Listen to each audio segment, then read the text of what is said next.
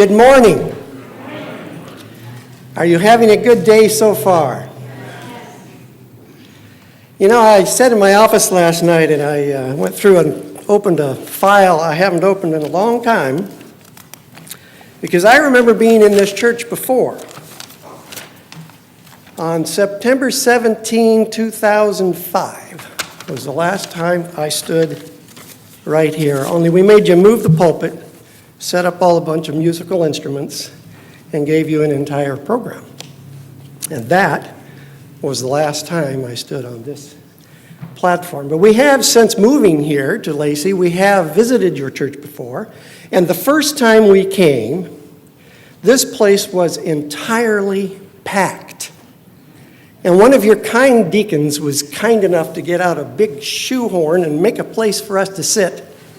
And we all sat with you and enjoyed our time here together. And I mean together. Clearly, there are empty seats today, so obviously somebody knew I was coming. So the fact that you have a little extra elbow room today, you can thank me later. Good news or bad news, take it as you will. I am not a preacher. I just thought I'd put that out there in the spirit of full disclosure. See, no tie. I am not a preacher.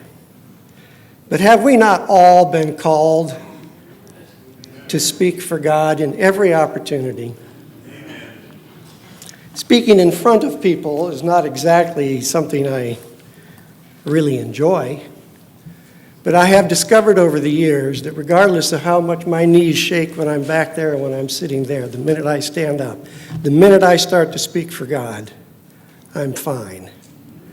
And the minute I sit down again, my heart just got something fierce. How many of you have read the autobiography of Mark Twain? It's an interesting story, fascinating book. He starts it out with a really interesting statement. He says, when I was young, I could remember anything, whether it had happened or not. And now that I am old, I fear I can only remember those things that never happened. And then he writes the book, and you're kind of left wondering, is this real or is this not real? One of the stories he tells took place when he was just a little boy in Hannibal, Missouri, not very far from the little town where my grandfather grew up. And one winter, the Mississippi River froze almost completely across. And as I sat there on the bank of it with his good friend, he dared him to see how far out on the ice he could go. And as good friends will do, he dared him right back. So the two of them, side by side, started out from the safety of the shore. And their confidence grew the farther they went. Nothing happened, nothing was wrong, until there was a mighty crack, and the ice parted, and they both fell into the water. Twain's friend hit his head on the ice as he went in. They both went under the water. Seemed like an interminably long time before they popped to the surface again. They were somehow able to scramble back onto the ice and to run for shore. They both survived, but the blow to the head and the cold water proved fatal to the hearing of Twain's friend. He went completely deaf. Years later, when they were both old men, their paths just happened to cross again. And they were able to communicate, talk about the old times by writing notes. And toward the end of their visit, Twain's friend motioned to Twain and said, gave him the impression, I'd like to whisper something into your ear. And so he put his head down. And then in what Twain describes as a whisper that could be heard across the Mississippi at flood stage, his friend said, it was a grand adventure, wasn't it? You see, some whispers aren't whispers at all. How many of you really know me? I mean, I know somebody put some water here for me somewhere, right? Thank you.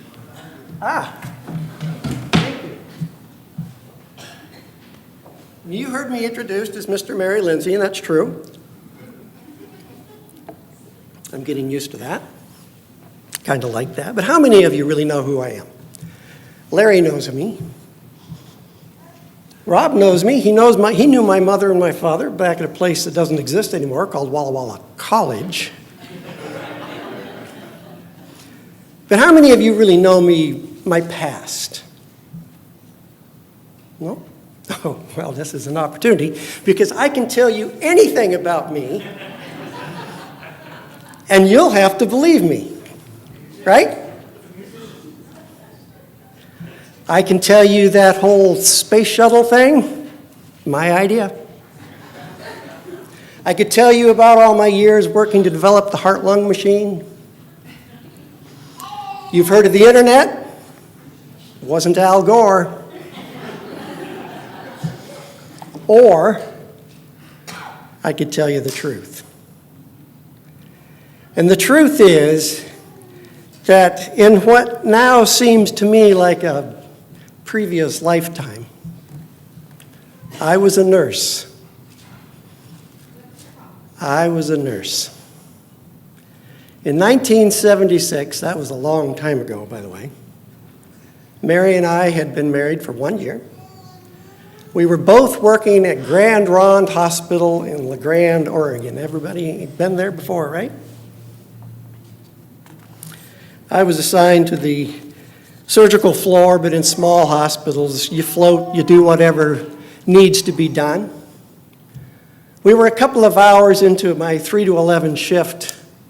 Wasn't a lot going on. I had a couple of post-op patients, a couple of pre-op patients set for morning surgeries.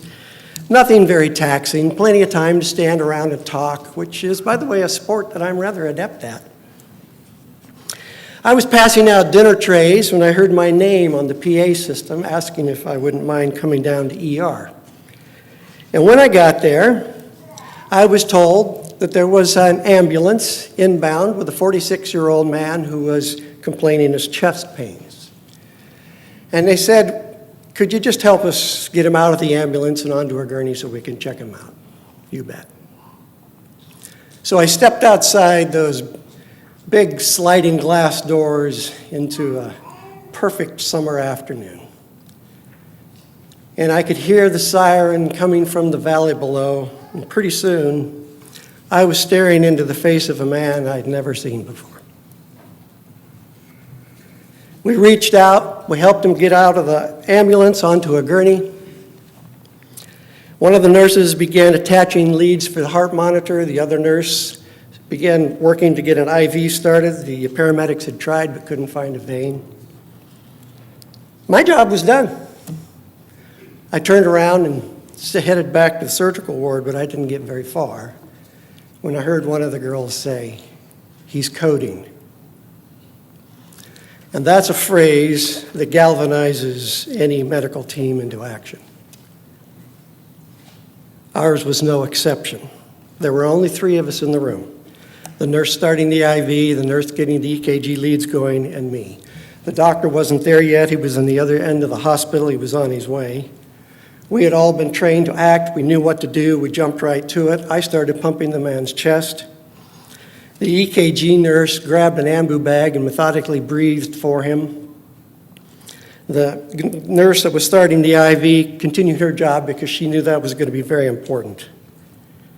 And I pumped away on his chest. The doctor arrived. He quietly assessed the situation, barked a few orders. I kept pumping on his chest. The doctor grabbed the paddles, set the charge himself, told me to stand back, shot a current right through that man's heart. Nothing. I pumped a few more times while the doctor set the charge a little higher, told me to clear, and he sent a charge through the man's heart that arced his back up off the table. Nothing. There was no action on the heart monitor except what I was creating with my hands. His blood pressure was falling. His pupils were fixed and dilated. I kept working. I remember the sweat poured off my forehead, dripped onto my glasses, fell onto his bare chest where my hands were keeping a man artificially alive. 6 minutes went by, and then 7, and then 12. A total of 5 defibrillation attempts, epinephrine IV push, nothing. I just kept pumping until my arms felt like they were made of lead, like maybe they weren't even attached to me anymore. And then it happened. The man opened his eyes, and he looked right at me. He seemed confused, not quite able to fathom what was going on. He tried to speak, but I couldn't understand what he said. I stopped my work. I looked at the heart monitor, and it was a flat line. And I looked back at him. His eyes were closed, and this time for good. 22 minutes after we began CPR, the doctor told us it was over. He thanked us for our efforts. He noted the official time of death for the record. And then with really heavy footsteps, he headed down the hall to the waiting room where the family had gathered. I took a few minutes and stood there, staring at the colorless face of a man I didn't know. And one of the ER nurses blandly asked, "Who was he?" I don't know. I didn't know his name. They didn't either. And I remember thinking how quickly he had gone from "who are you" to "who was he?" Just some guy. Rode up in an ambulance, handed over to us for a time, moved on without saying a word. I had lost patients before. I had been there when lives slipped away after long and lingering illnesses. I had been waiting for surgical patients to come back from the OR when word came down that there had been complications. I had been covered with blood in that same ER after car wrecks and logging accidents had left us very little to work with. But that was the first and only time in my life where I literally held a man's life in my hands, had him look me in the eye and try to speak, and then die. And I felt cheated. I felt angry. How dare he do that after how hard we worked to save him? We were sweaty, we were tired, we were confused, we were just doing our jobs. We just wanted everything to work out all right in the end. We didn't even know his name. Who was he? The Bible tells us that like the grass that's here today and tomorrow is thrown into the fire, our lives are tenuous at best. And even with all of our technological advances, we do not hold the keys to life. God holds the keys to life. God is life. Apart from God, there is no life. It is just that simple. He is the sine qua non of life. The word literally means without which not. That's why in 1 John 5:12 it says, "He who has the Son has life, and he who does not have the Son of God does not have life." It was God who gave us life in the first place. It is God who sustains our lives every day. It is God who has promised to those who believe a life beyond the life we now live. 1 John 2:25 says, "This is what he has promised us, eternal life." Eternal life. I never did find out what that man's name was. I take comfort in the fact that God knew who he was. Knew him then, knows it now. I don't know if the man was rich or a pauper, generous or stingy, compassionate or selfish, lonely or loving, a believer or an agnostic. But God knows. And I believe that in that man's 46 years of life, God gave him every opportunity to choose life, to choose God. But what decisions he made, I don't know. Only God knows. I know this. I know he was a sinner. Because just like me, all of us have sinned and fallen short of the glory of God. And I know this, that sin separates us from the God of life. Apart from God, we have no control over life, none at all. The person who holds on to his sins is dead, even if his heart keeps beating. But the person who falls on his knees and begs God's forgiveness will find it in abundance and will find his life restored even when his heart stops beating. I believe that with all of my heart.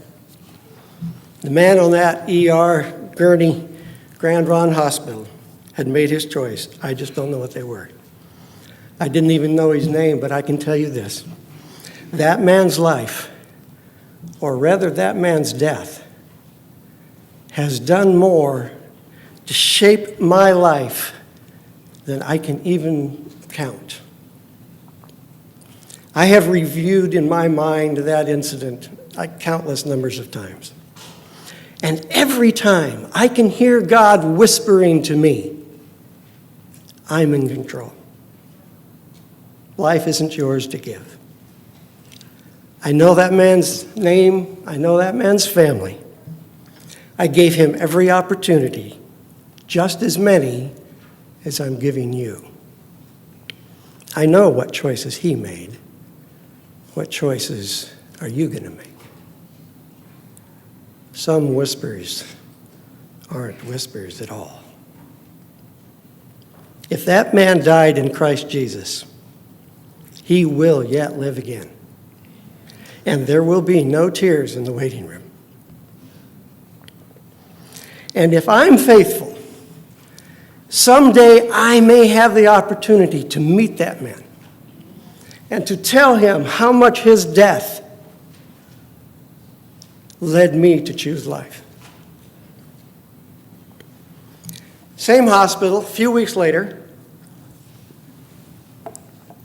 same shift, a couple of hours later in the evening, I got word that I was going to be adding one patient to my list. A little boy had come into the ER and gone straight to surgery. I had no details about the case, just that he was 7 years old. I prepared a room for him. I guided his mother there to wait. She'd been crying, but bravely put on a smile as I tried to offer her what comforts I could, a magazine to read, some water to drink. I learned the details of the accident from his mother. It seemed that what she had said would happen had happened. And what she had told her little boy is the same thing your mother told you. And the same thing, if you are a mother, you have told your children. Don't run with scissors. Because you could what? And poke your eye out. The little boy had proven his mother right. Not that being proved right made her feel any better. She tried to read, tried to watch TV, but her mind was clearly on the activity down the hall through those double swinging doors in the room to the left with the little round windows. An hour went by, and then 2, and then 3. And by that time, she was anxious for any kind of word at all. So I walked down the hall. I passed through the swinging doors. I turned to the left, stuck my head in the OR, and asked for a report. Nobody looked up. They were all busy, but the doctor said, Yeah, go and tell her that we were able to save the eye, but he's going to be wearing glasses for the rest of his life. So I went back and I told her. It was a pretty simple message, really. She anxiously jumped to her feet as I entered the room, but as she digested my words, tension-releasing tears began to pour down her cheeks, and she slumped back into her chair. I could see the relief spread across her face. I did not expect what happened next. She jumped out of her chair as if been shocked, and she bolted across the room, and she grabbed me, and she hugged me so tight, I have never been hugged that tight in my life, and she kissed me. And Mary was just working down the hall. You can never tell what's going to happen when a mother catches one of those waves. But I'll tell you this, it was contagious. I finished that shift with a smile on my face, and I don't think my feet ever touched the floor. I had done nothing for that woman but give her something to read and some water to drink, and I felt like I had saved the world. I had done nothing. I had not assisted in surgery. I had not even met that kid. But I was lucky enough to be chosen to pass on a message that for at least a little while changed someone's life forever. I was the one who was blessed. And I could hear God whispering again, you don't have to be the hero. I hadn't saved that boy's sight, but it was my voice that brought joy to a fearful mother's heart. You don't have to have some grand and glorious conversion story to share to profoundly change someone's life.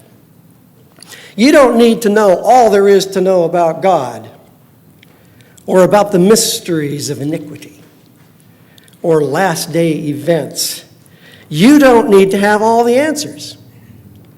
God simply asks you to go and tell people what you do know. Tell them what God is doing for you. And I'll guarantee you, it'll change a life. Somewhere, there's a mother or a father waiting to hear from you about life, about God, about salvation, about everything turning out all right in the end. Some whispers aren't. 8 years later, another town, another hospital. The sign outside was of the red neon variety. It wasn't flashing. It was supposed to be advertising, but it wasn't doing a very good job. It only had one word, emergency. It's a tiny little hospital. I was the entire ER staff that night. And I had been there for 3 hours without a single customer. Down the hall, I could see all the other nurses had things to do. They were passing out dinner trays. They were hanging IVs. Right across the hall from ER, I could see the people in the lab. They were all busy running tests, doing all sorts of things. I was bored. I had done all of my routines. I had stocked the med cabinet. I'd resupplied the crash cart. The place was neat and tidy and boring. The doc on duty for the evening stopped by, stuck his head in the door, and said he was going to go get something to eat. I said, well, take your time. Obviously nothing going on around here. And I watched him walk down that gleaming hallway. I was about 3/4 of the way through a really outdated article about Joe Montana in Sports Illustrated when I heard the ER doors bang open. The magazine fell to the floor as I jumped to my feet. It was the only thing out of place in that entire room, and I just left it right there. There were 3 men. Well, one man, two teenage boys, I guessed about 16. The adult and the shorter of the two teens were assisting their unsteady and obviously hurting companion. Anxiety was etched into the dirt on their faces. The hurt one was clutching his left arm to his side, and his shoulder was pointing in a direction that God had never intended it to point. Now, I directed them to the first treatment room on the left in my matter-of-fact voice, and I remember thinking, something to do at last. You see, in a lot of ways, ER nurses are a bit of a sadistic lot. I helped get the grass-stained boy up on the exam table. I remember the pure white paper covering crinkling and instantly turning as brown as the dirt on his pants. I asked them to give me the story. They all talked at once, but through their shotgunned, machine-gunned words, I was able to piece together that Todd was the injured one. He'd been playing a game of football in the park with Dave, who was the adult, and with Jim, and with a few others. And on a simple down-and-out pattern, Todd had reached to snag a pass that was poorly thrown, and he had landed full weight on his outstretched arm, wrenching the shoulder bone from the socket. Todd was in pain. I grabbed the phone, I punched 3 numbers, and I told the doc that he was done eating his supper. Todd was from out of town, from Arizona. He had only arrived a couple of days earlier to visit his dad, from whom his mother had been divorced for several years. The adult, Dave, was not his dad, and so he was not able to give me the permissions I needed to do all the treatments. So I grabbed the phone, called Todd's dad. He wasn't home. I left a message. By the time I hung up the phone, Doc had arrived. He had assessed the situation. He was still chewing on something. He looked at me and he said, well, shoot him with 50 of Demerol and then get him on down to X-ray. And again, I didn't see it coming. I didn't expect what happened next. Todd absolutely refused to have a needle stuck in him. And I thought, that's about the biggest 16-year-old wimp I've ever seen. Doc tried to explain in easy language that the pain was going to get much worse before it got any better, and that a small poke with a little needle would be the least of his worries. In fact, he said, I'm willing to bet you're not even going to feel it. But Todd refused. No shot, no way, period. And Doc looked at me with a look that suggested I might want to step outside and see if there was a full moon. But just then, the phone rang. It was Todd's dad. I briefed him on the situation. He verbally gave me the permissions I needed to move ahead. Told him he was going to have to come down and sign some paperwork. So I also told him, matter-of-factly, Todd's afraid to take a shot.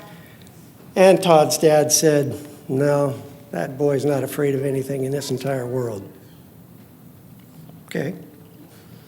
I walked Todd down to X-ray, but I didn't stay for the whole show, mostly because I knew it wasn't going to be pleasant. I heard about it later. In a nutshell, the process of getting the picture just right caused a little bending of the shoulder, which, without the Demerol, sent real-time pain to remind Todd that he had refused to take the shot.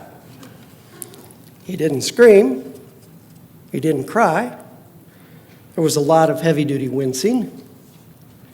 20 minutes later, Doc had all the information he needed. No bones were broken. No surgery was going to be required. All he had to do was pull the arm out from the body, twist it a little, and let it snap back into place. This is a procedure that is usually done while the patient is under the influence of drugs.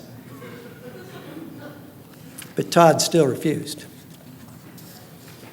It took 2 of us to hold Todd from behind, and Doc used almost all of his strength to pull that arm forward, twist a little bit, and it snapped back into place.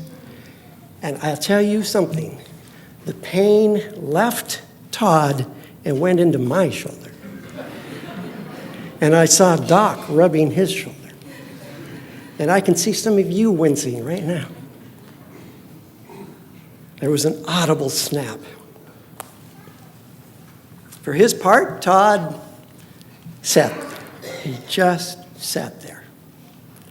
His face was contorted. There were little rivulets in the dirt on his face. But he had not screamed. And his eyes held an incredible, stubbornness? Resolve? No.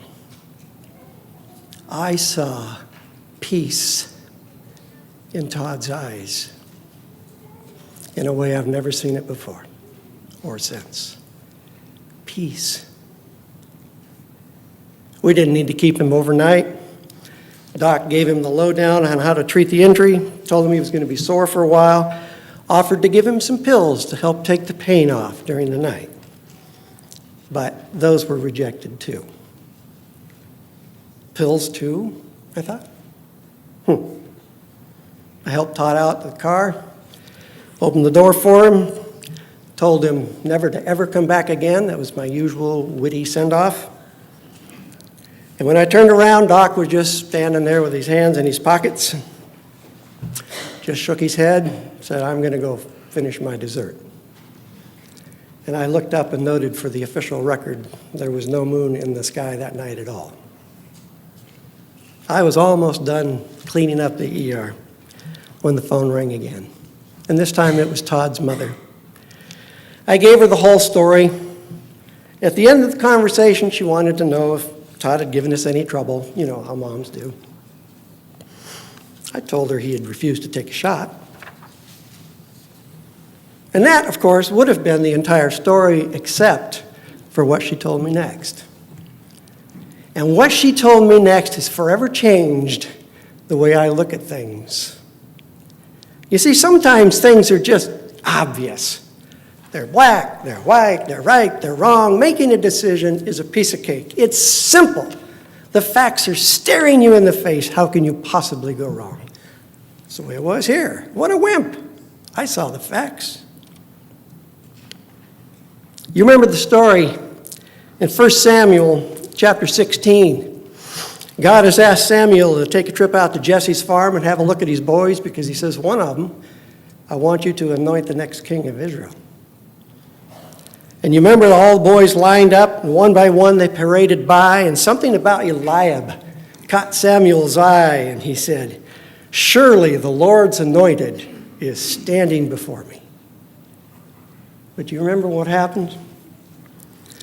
The facts, though they seemed incontrovertible to Samuel, he was wrong. And the Lord whispered in his ear, don't look on his appearance or his height or his stature, because I have rejected him. The Lord does not see as a man sees. Man looks on the outward appearance, but the Lord looks on the heart. And it was God's whisper in the voice of Todd's mother that put a period to the story for me. She told me how very proud she was of her son, of the decisions that he was making in his life. She asked me if Todd had mentioned where he was the week before. Of course, he had not. She said, well, a week ago today, Todd was released from a drug recovery center in Arizona after a 7-year battle with drugs. Do the math. He was 16 years old. She said he's been certified drug-free for 1 week. She told me she was absolutely certain that Todd was more afraid of what a drug in his system would do to him than he was of the pain he was experiencing in his shoulder. And she said, I just thought you might want to know.